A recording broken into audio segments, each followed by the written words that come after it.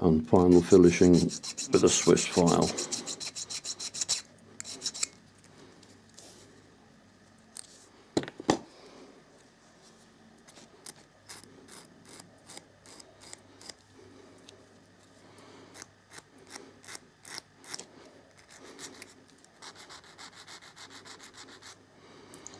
That's all right. I'll try it in situ. That fitted nicely. I had pre-drilled the holes on the sides out to a millimetre, and the little spigot on the back dropped straight in. So I haven't fixed that in yet. I'll wait and put the step in first.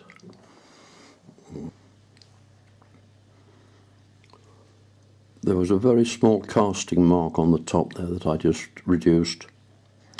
I reduced the size of the spigot on the back slightly, and that's dropped in nicely.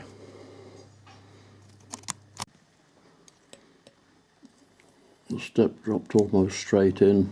I've used the Rapid, the thick arm.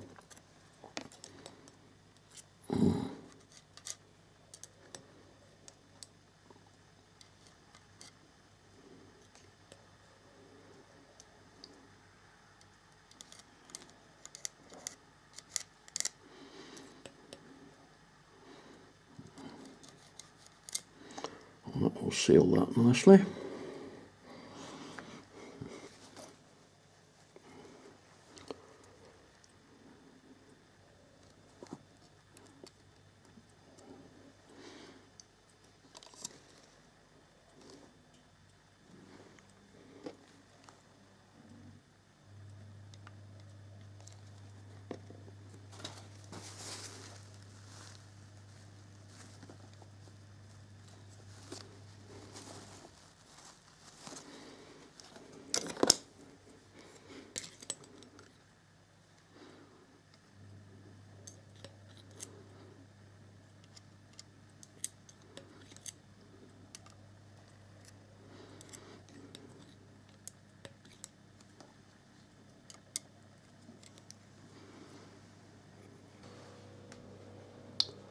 As you can see, I've put on the two steps, the brake gauge and the brake handle,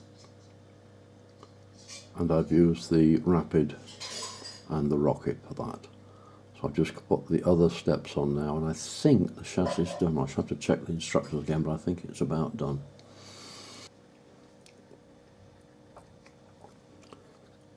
Try this step as a dry fit first and make sure it sits parallel to the sole bar and there's no visible gap there. But the smaller step must go on first. Well, the step is on. I put it on with the thinner of the two glues. The main step will hold it in place in any case, and that's what I'm going to put on now. We're using the thicker one.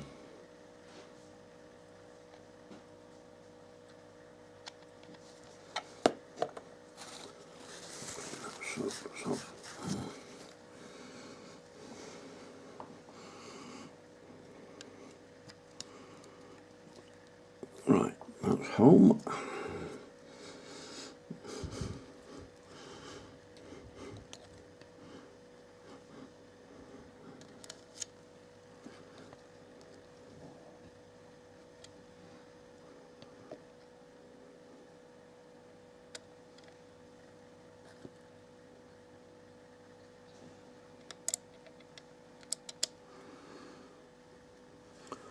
Should be sufficient.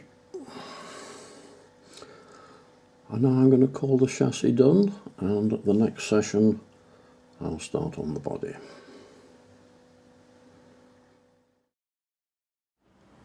I've taken advantage of the better weather and moved out into the conservatory. A little more freedom to do what I want on the modelling front now. I've come back to have another look at the axle boxes. I'm not sure if I covered them fully earlier on. There are grooves down each side which will open out quite nicely with a small Swiss file. Don't take too much metal off because you don't want a sloppy fit in the W irons. This face just needs to be cleaned up. The hole needs to be opened up slightly. Don't drill too deeply, otherwise you'll come through the end of what is quite a nice casting and spoil the effect. And do make sure that your drill is at right angles to this face in both vertical and horizontal planes.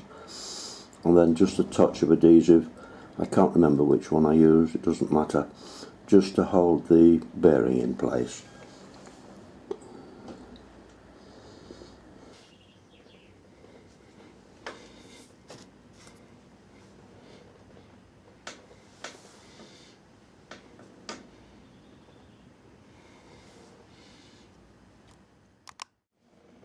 It doesn't matter which order you do the next jobs, but I'm going to do the roof vents. There are 8 of them.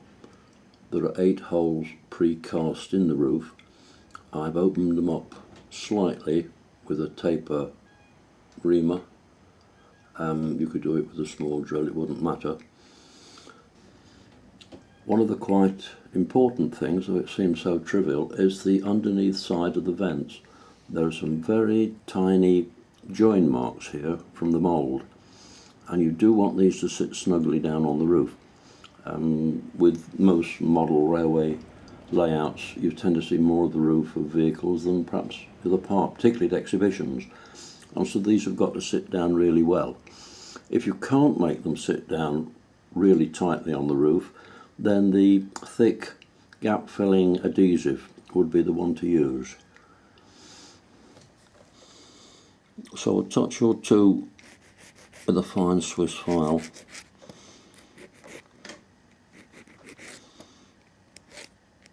We'll soon bring those down. So just clean up this.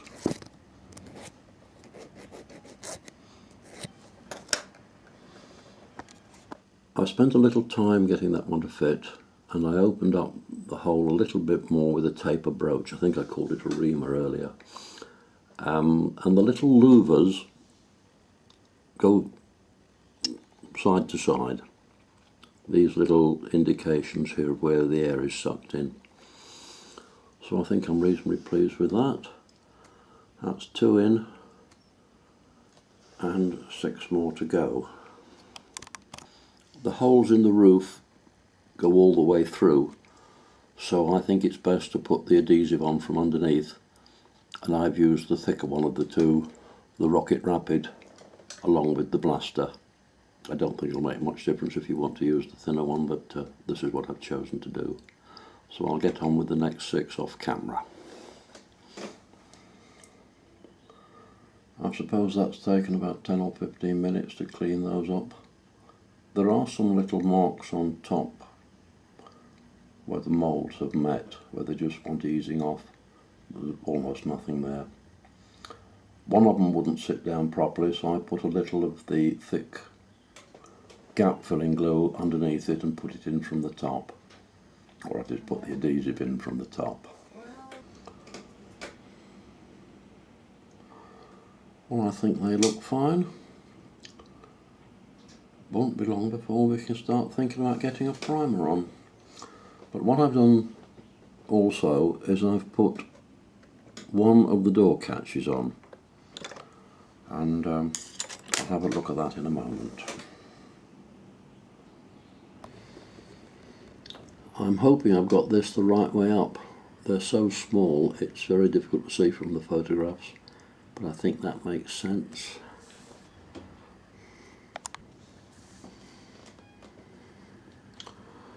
They're almost exquisite, these little castings, more like jewellery than model railway components. I found 12 of the door catches in this kit and 2 of the lamp brackets, which are obviously optional fittings.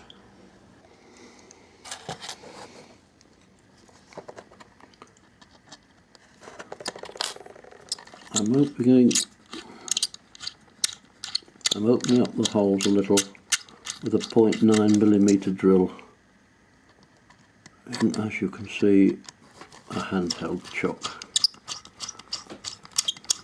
You could possibly get away with the next size drill down.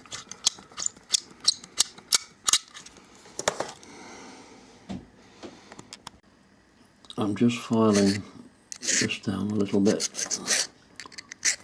It's also a little bit too long. Perhaps a different file will help with that.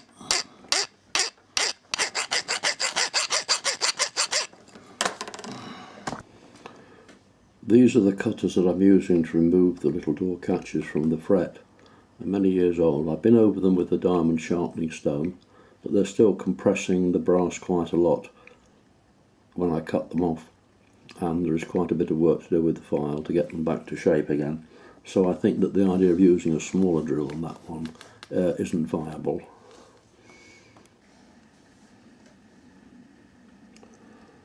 That's two more safely on, and again I've been using the thicker of the adhesives for this. I'm trying to use a minimum amount of adhesive and just to convey it with this little bit of wire.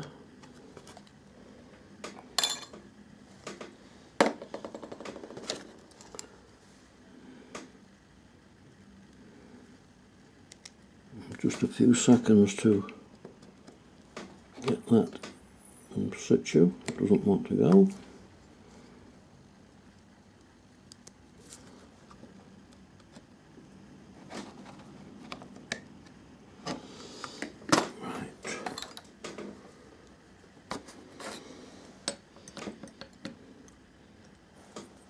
A little bit of the blaster.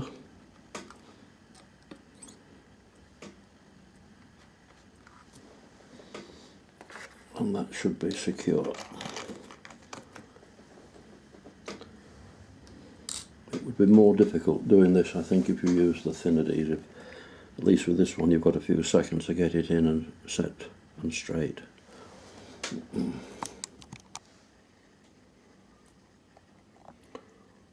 Well, that's one side done. I did find small amounts of a white residue on some of these tiny castings. Must have come from the mould, and that just needed cleaning off before I put them on. And I think I'll leave the rest for another session. There are 4 small springs in the kit, one for each buffer.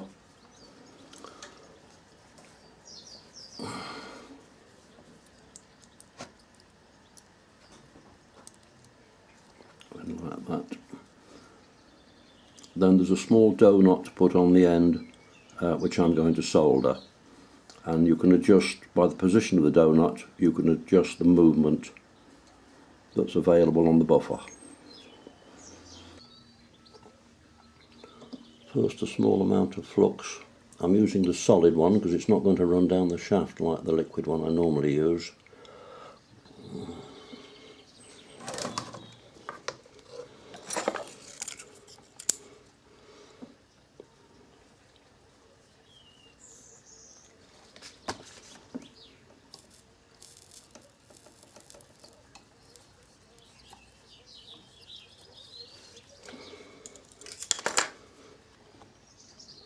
I think it might be easier having it upside down in the vise to do this. Well, that's what I'm trying.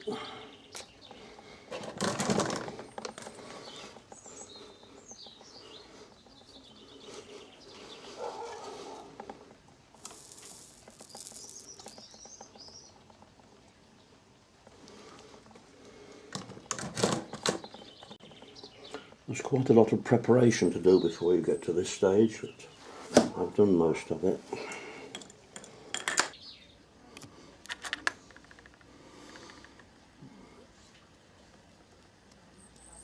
That's been quite successful. 2 down, 2 more to go.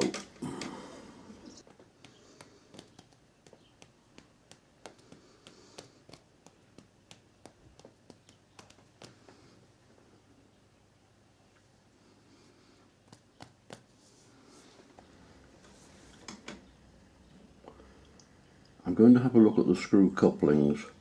I don't intend to use them, but I'm going to make them up.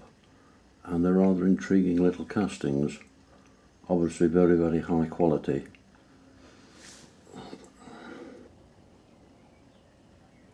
And these can be made to work if you run a 12 BA tap through the little fittings, then they will actually screw, because this little pin is threaded. Now there's quite a lot of separation to do on here, so I'll start getting the pieces off the sprue and then we'll have another look at them.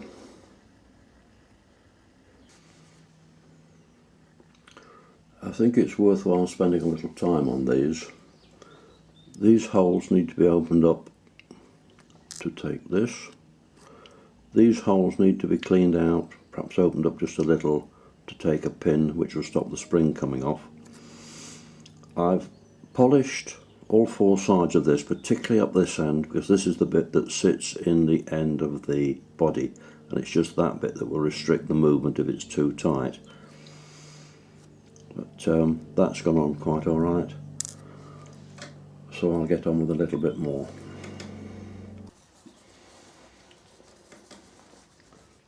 And that's finished. I've used a mixture of glue and solder there to put it together, but very little of either really.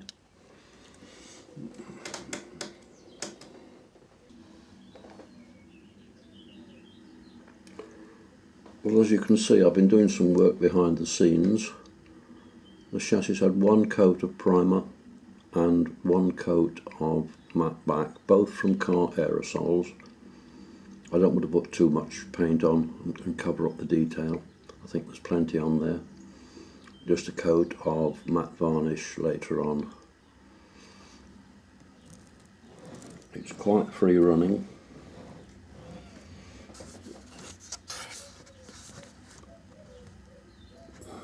And there's movement in all the axle boxes.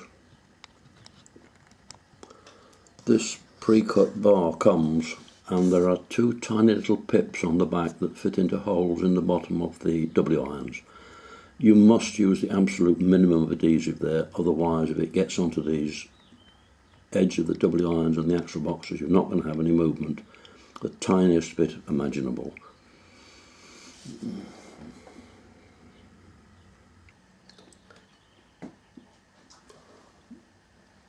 The body has had one coat of car primer and two very light coats of top coat. The transfers will have to go on, and then some matte varnish. But I've got to get the buffers and couplings on next.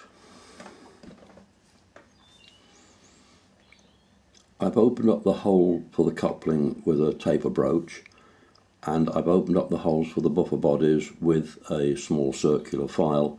I could have used a 3mm reamer, but the file was handy, and I've put on the lamp bracket.